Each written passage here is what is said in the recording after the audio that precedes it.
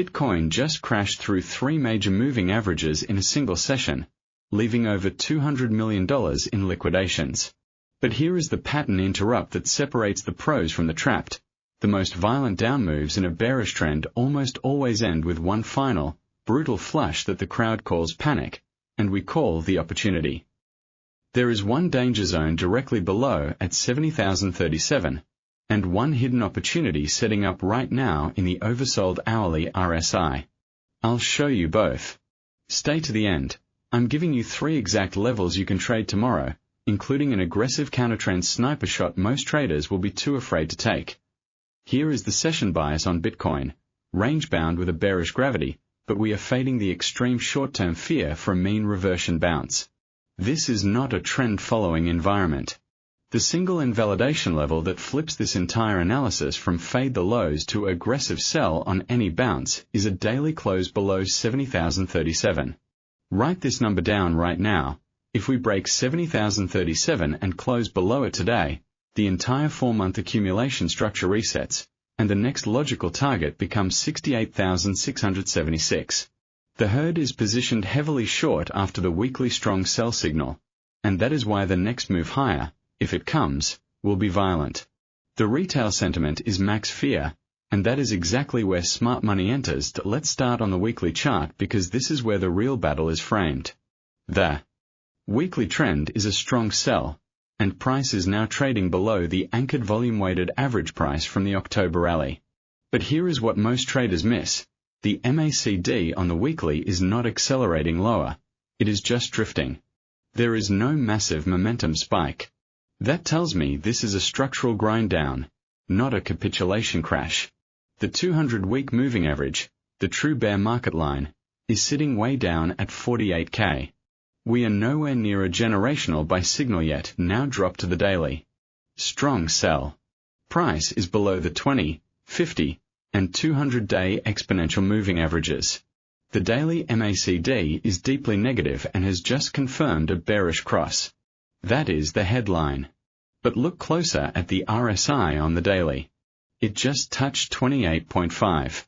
In the last 2 years, every time the daily RSI has closed below 30, Bitcoin has rallied at least 8% over the following 5 sessions. This is not a prediction. It is a statistical edge. The daily support at 70,037 is the line in the sand. Above that, we are in a potential relief bounce zone. Below it, the market opens up to 68,676. Here is the retention bridge. The real hidden signal is on the 4-hour chart. The 4H trend is also a strong sell, but look at the MACD histogram. The bars are getting shorter while price is making equal lows. That is a textbook bullish divergence. The selling pressure is exhausting in real time. The 4H RSI just exited oversold territory before price broke the low. That is a confirmation divergence. The first layer of resistance on the 4H is the broken MA20 at 73,402. That is the first profit zone for any bounce trader. Above that, the major resistance is 75,406, which is the neckline of the failed breakout from last week. The 1-hour chart is the execution timeframe. The 1H trend is also a strong sell, but the MACD is curling up from a deep extreme. We need a 1H close above 71,450 to confirm that the immediate freefall is over. Connect the news directly to price. The core headline is that ETF flows turned negative for the 3rd straight day, and the funding rate on perpetual swaps collapsed to negative territory. That means shorts are now paying longs to hold positions. That is a structural setup for a short squeeze. The institutional positioning according to the CME futures data shows asset managers are adding to long basis trades, not outright shorts. They are not betting on a crash, they are betting on a stabilization. The sentiment is bearish, but the smart money flow is saying mean reversion. Now build the narrative web. Bitcoin is trading as a high beta shadow of the Nasdaq 100. Yesterday, the Nasdaq futures found a bid at the 200-day moving average. If the Nasdaq holds, Bitcoin will not break 70K. If the Nasdaq rolls over, that is the external catalyst that invalidates our bounce thesis. Also watch the dollar. The DXY is grinding higher, which is a headwind for all risk assets, including Bitcoin. But the correlation is weakening. The market is now treating Bitcoin more as a liquidity proxy and less as an inflation hedge. The 1 to 2 week directional lean is sideways to a lower high. I do not expect a new all-time high from this structure. The exact event that invalidates this entire bearish to neutral thesis is a daily close above 75,406. That would flip the weekly trend back to neutral. For now, we are trading the bounce, not the reversal. Interaction trigger. Do you think Bitcoin closes the week below 70K or above 73K? Comment below or above right now. I am tracking the consensus for tomorrow's live stream. Most people skip this section because they think the move is over. That is exactly where the money is made. Keep watching. I am giving you 3 distinct strategies for exactly this oversold, bearish framed market. Each plan comes with a pop-up graphic on your screen with the exact levels. Strategy 1, the sniper. Conservative. This is for traders who want to see confirmation before committing capital. The trigger is a 1-hour candle close above 71,450.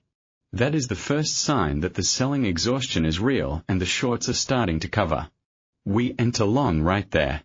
The stop loss goes below the daily demand zone at 70,030, just 3 points under the key support. That gives us a tight risk of just over $400. Target 1 is the first 4H resistance at 73,402. That is a 1 to 3.5 risk-reward ratio. Target 2 is the major weekly level at 75,406. This setup is void entirely if price breaks 70,037 before we get the 1H confirmation. We do not try to catch a falling knife. We wait for the bounce to start. Strategy 1, the sniper, conservative, entry, 71,450, 1H close above, stop loss, 70,030 take profit 1. 73,402 take profit 2, 75,406 risk, air reward, 1:3.5 hour invalidation, void if daily close below 70,037. Strategy 2, the active trader, standard. This is for the mean reversion player. We do not wait for a confirmation. We buy the panic directly at the key support level of 70,100, but only if we see a 15-minute bullish reversal candlestick pattern, a hammer or an engulfing candle. The entry is at 70,100. The stop loss is wider, placed below the next structural support at 68,650. This gives us more room to breathe but a lower reward ratio. Target 1 is the same 73,402. Target 2 is 75,000 exactly. Once target 1 is hit, you will move your stop loss to break even. That is a non-negotiable rule for this strategy. You are trading the zone, not the exact level, and you will accept a higher probability of being stopped out for a smaller loss. Strategy 2, the active trader, standard, entry, 70,100, 15-minute reversal pattern, stop loss, 68,650 take profit 1, 73,402 take profit 2, 75,000 risk, air reward, 1:1.8 hour invalidation, void if 4H closes below 69,800. Type your Bitcoin entry range for tomorrow in the comments now, 70.1 or 71.4.